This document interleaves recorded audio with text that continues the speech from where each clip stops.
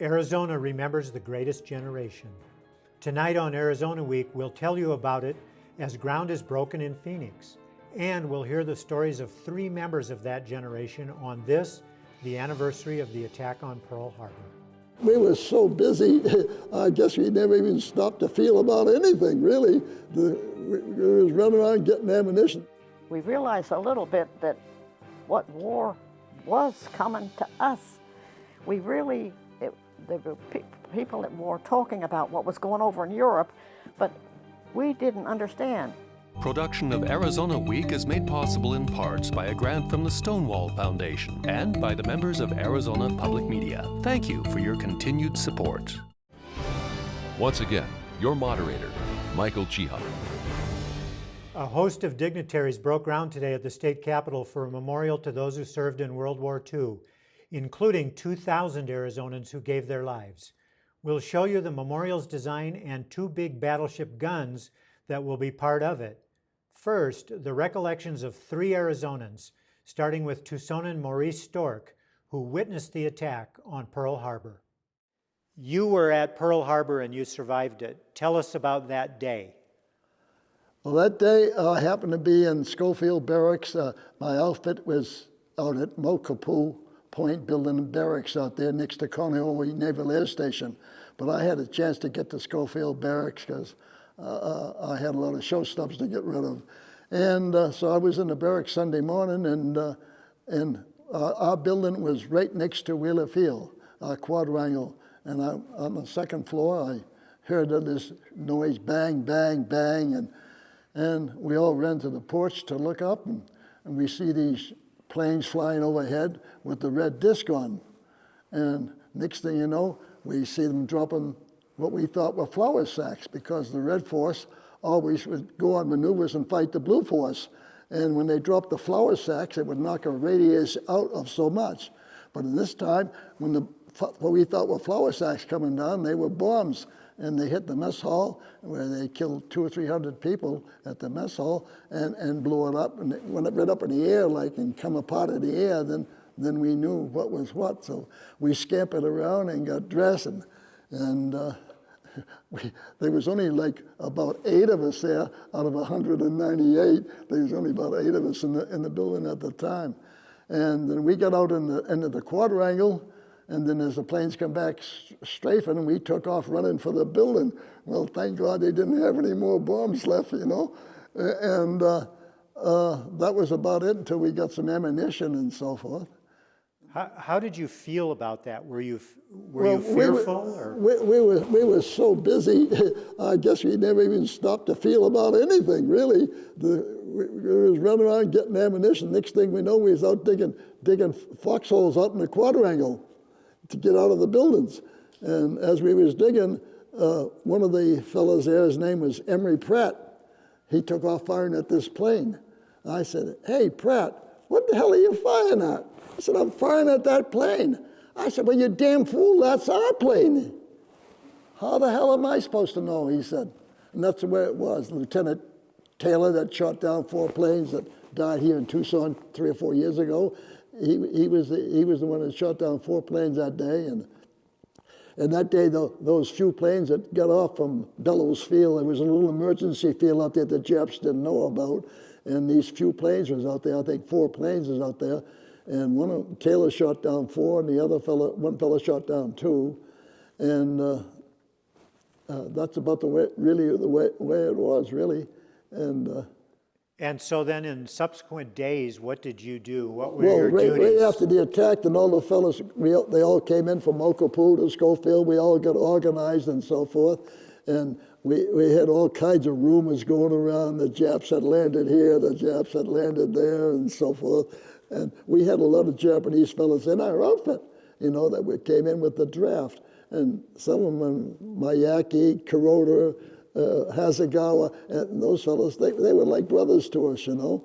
And so that's about the way it was that particular night. And the next day we went out to different positions, and I was assigned to go to the top of the Pali there, and in case the Japanese had landed on that side of the island where the good beaches were, because they couldn't land at Waikiki because the beach was only, you've been there, you know how wide the beach is there. And so they wanted to get into Honolulu. I would sit on the plunger there for 1 month in case the Japanese landed, I was to blow the pass. And that Snake Road down would have blocked them up and kept them out from Honolulu, where all the munition was stored in Diamond Head. But they never came back, and so that was it. You know about the rest of the story. When did you realize what devastation had been done to the Navy fleet at Pearl Harbor? Oh, well, of course, we saw it every day, you know, as we go by and forth to build the pillboxes. That was, as I said, that was our area. We'd go back and forth, and some of the ships were still burning and so forth. And For days and days? Yeah. And did you have an awareness of how many men were killed there? No, we never kind of got that information, you know. We was all like separate units and so forth, you know. And so that's what we did for several months, and then until we got ready to go to New Zealand, and then it ended up in Guadalcanal. And you spent the rest of the war in combat on those islands throughout the Pacific? In Guadalcanal, all through till the combat was over with in Guadalcanal. Of course, the only thing after that was the airplane raids and stuff like that. I think June 16th, they had 100 planes come over that day, and we counted for 96 of them. They apparently it was a suicide mission, and they figured the other 4 just crashed in the ocean someplace where they couldn't account for. Now tell me about your enlistment in the Army, because that's an interesting story. Well, I first went in the Army in April 1936, and I was 14 years old. And how did you pull that off? Well, I just lied about my age and had my mother sign my certificate. I was big then, as I am now, and as I said, I was well trained in as much that I never had to go through recruit training or anything like that. It's because my father had been a recruiting sergeant from World War I, and I could drill a battalion at 14 years old, or twirl a rifle, spin a rifle, toss a rifle, or anything. And so that was my first start. I used to go to the maneuvers up in Plattsburgh, and the Catskills and stuff like that. That was when I was in the infantry, 103rd Infantry. Modern women who are seeking military combat roles have many forebears, including Tucson's Helen Glass, who served in World War II. December 7th, 1941. What do you remember about that day? Well, my brother and I had just graduated in June of '41, and then came Pearl Harbor, and he enlisted right away and was reported for duty in January of. But I was working, he was working too, and I was at the telephone company in Montclair, New Jersey, and I was working from 7 to 4, and I had got back from lunch at 12 o'clock, and then a little bit before, well, about 1 o'clock, the switchboard lit up. We couldn't take the calls. There were so many of them, and it was Sunday. And our chief operator and our supervisor had the intelligence to know they had to do something. So they got some extra workers to come in, and one of them brought a radio, and we heard what was happening. Then we realized. And of course we were crying and upset and everything, and I got off at 4, and in the trolley car on the way home, there were people crying, and one man, his son was in Hawaii at the time, Honolulu, and another woman, some relative of hers was a nurse there in I guess Hickam Field or something, and it was just tragic. And of course we heard the news, and then the next day, FDR, Franklin Roosevelt, president, asked Congress to declare war against Japan, and we realized a little bit, sort of. I was 18, And we realized a little bit that what war was coming to us. We really, there were people at war talking about what was going over in Europe, but we didn't understand. In school, we were told to hide under the desk. And then after that, I joined a group called the Watchers, and we went up on top of the post office building, and we would document whenever planes would go by, what time, where they came from, and of course we started scrap drives and everything, that we really understood a little bit more what war was. It hadn't really touched us. Now, you said that your brother enlisted right away.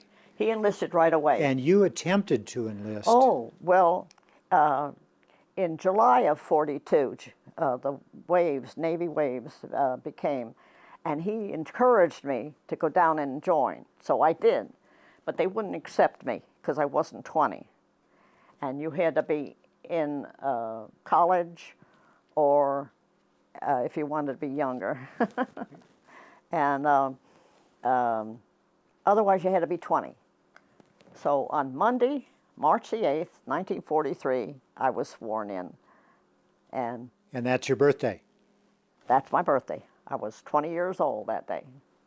And I went to boot camp in New York and Hunter College in the Bronx.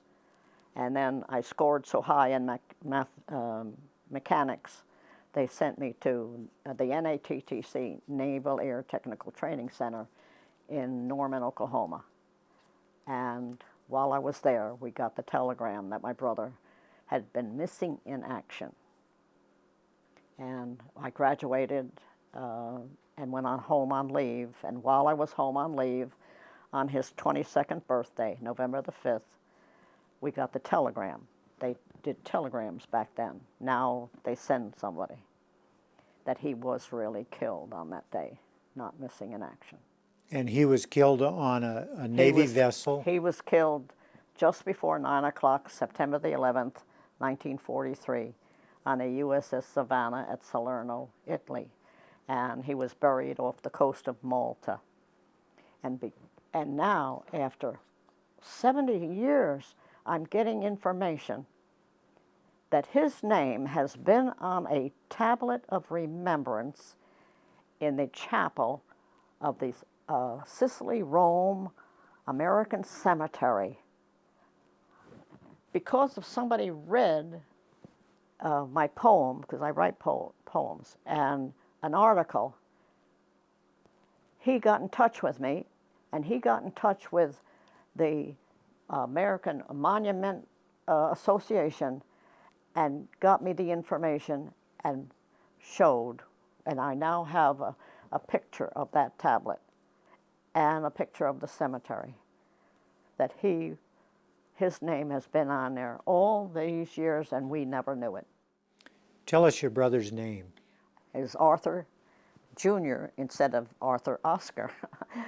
I've named Arthur Jr. Anderson, and he was electrician's mate, second class. Now, how long did you stay home on leave when you got that news? Well, I got there about November the 1st, and I left. They were going to get me special leave, and my father said, no, she's going to her station. And so I reported, I think it was November the 7th or 8th or something like that. And I was going to the Naval Air Station at Opelika. In Florida? In Florida. And did you spend the rest of the war there? Yes. And what did you do there? I was an aviation machinist mate, third class by then. And we had to work on the engines of combat planes, and that's where I was. Like I said, I didn't do much. My father said when I joined the Navy that she's not a wave, she's a ripple.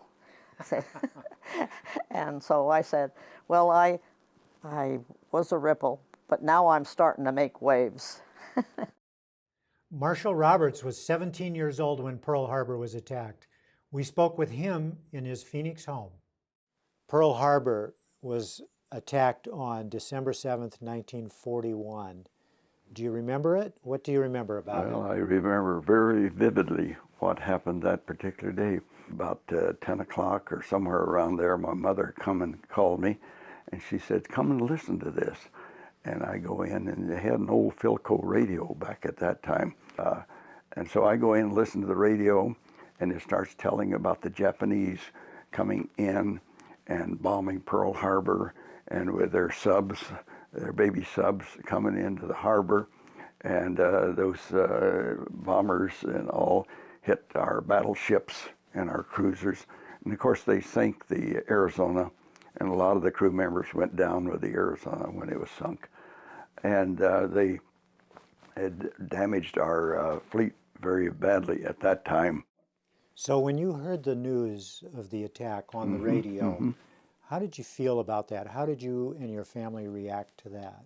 We thought that was horrible, of course, because I had some very good friends that were Japanese, and they went to school with me, and there was a lot of Japanese citizens, and I thought they should never have put them in those concentration camps, or not concentration camps, but The internment camps. internment camps that they did, because they were American citizens, and they were just like I or anyone else.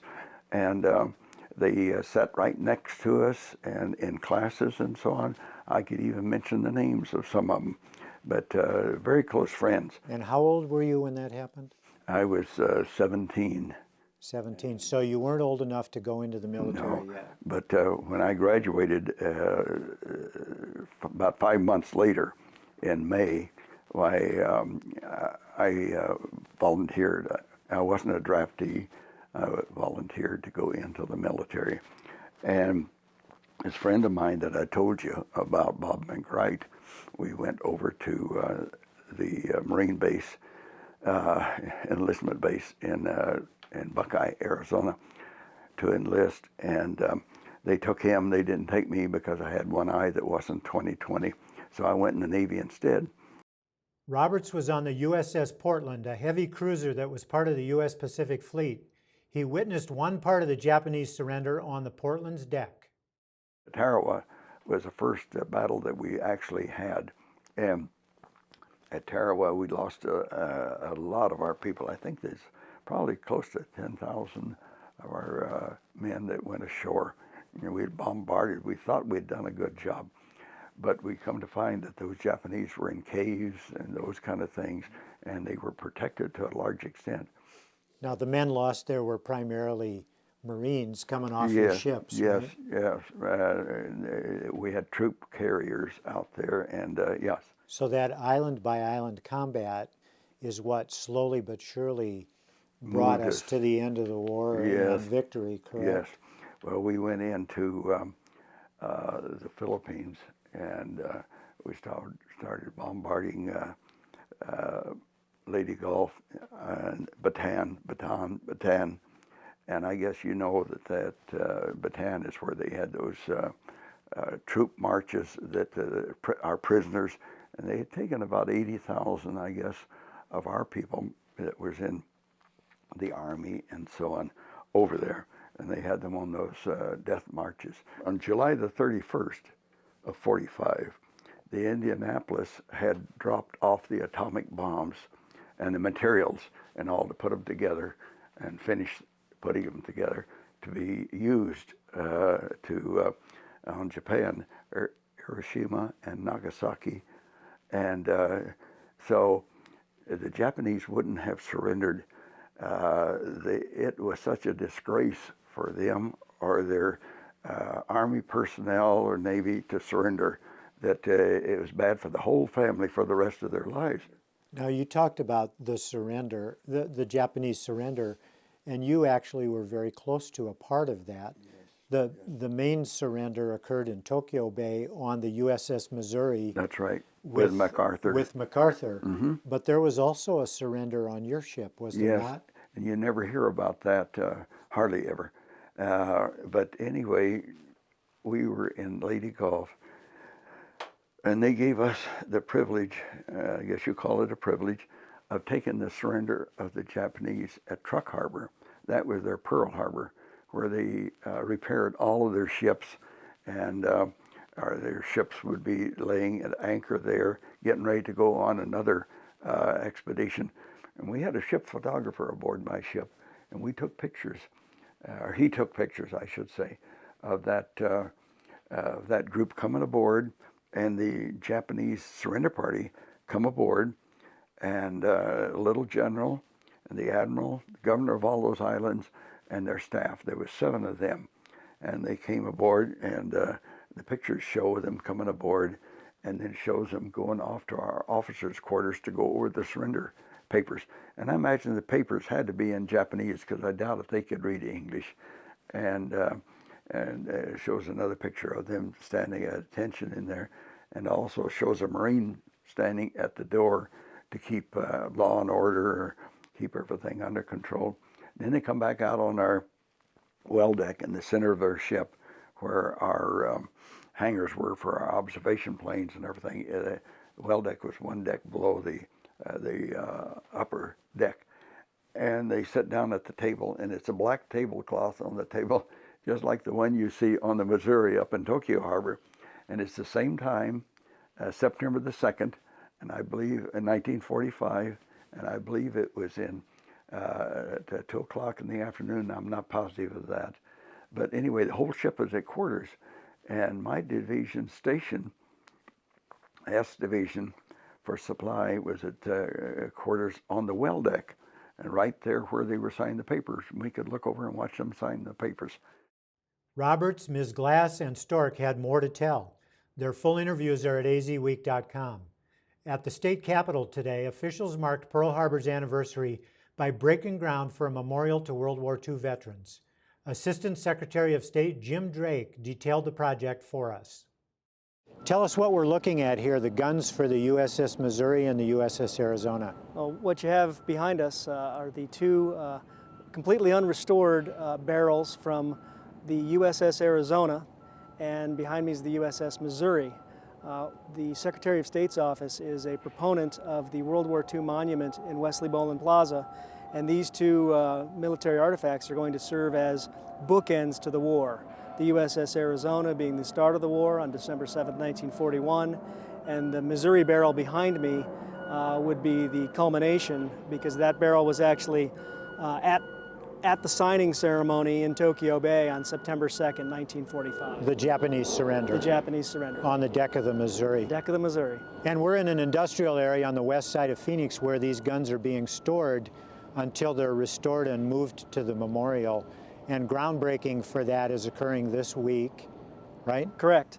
We're doing a groundbreaking on Friday at the tail end of the Pearl Harbor commemoration ceremonies. It'll take us through next year of actually with construction plans and implementation, and we're going to do the dedication of the monument next December 7th, 2013. On the Mall of the Capitol. On the Mall of the Capitol, yes. Wesley Boland Plaza. If you're familiar with the area, we already have the anchor from the USS Arizona and the signal mast. These 2 barrels will be almost like they would be oriented on the battleship itself. They'll be between the signal mast and the anchor.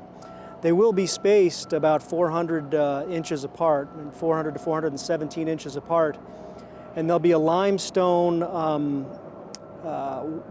path or marker between the 2 barrels of 417 inches, and each inch will signify 1,000 military lives that were lost between December 7th, 1941 and September 2nd, 1945. For the United States. For the United States, yes. And Arizonans killed in World War II? That's the second half of the monument, and there are going to be ribs that look like a ship, and on those ribs there are going to be names that look very much like dog tags right now we have 2,042 individuals from Arizona who perished in the war. That number may move up or down a little bit, but right now we've accounted for 2,042 individuals. Now, you were telling me before we came on camera that the barrel from the Arizona was not actually on the Arizona, when Pearl Harbor was bombed on December 7th, 41. Is that correct? That is correct, and that's one of the main reasons we were actually able to acquire it, is that it was saved. These barrels are rifled on the inside, and that rifling would wear out. So periodically they would take these barrels off the ships and they would reline them. This particular barrel was off the Arizona at that time of the Pearl Harbor attack. It was being relined, and that's why it was saved. Since it didn't go down with the boat, they actually wound up putting it on the USS Nevada, and that particular barrel was at Utah Beach on the D-Day invasion. So it has a rich military history. June of 44. June of 44. Which was the beginning of the end of the war in Europe. It was indeed. Tell us a little bit about the memorial and how it's being paid for. There was legislation enacted. We sought legislation last year. Legislation enacted by the legislature that has the Secretary of State's office as the main proponent, and we're authorized to seek donations, gifts, and things to pay for this. It's the intent of the legislation that it not be done with any public funding or general fund monies. And to that end, we have been the recipient of just phenomenal donative works. Burlington Northern Santa Fe, they pulled out these barrels all the way from the from the middle of the country on for free. We have steel that has been donated. We have design work that has been donated. We have a project manager, the same company, SDB, who built the Veterans Home in Tucson. They knew about this and they decided that they wanted to get on board, so I have a project manager. And then finally, the Arizona Department of Veterans Services has just been wonderful with actually helping us write some checks from one of their donations funds to make this happen. We'll show a list of the donors, especially the companies that donated in kind for this. We'll link to the website for that. Okay, thank you. That would be great. There's still work that needs to be done, so if people do want to donate time or money, we will happily accept. More information about the memorial is on our website, azpm.org. That's Arizona Week for Friday, December 7th, 2012. It's our 100th episode, and we dedicate this milestone program to all in the greatest generation for their service and sacrifice.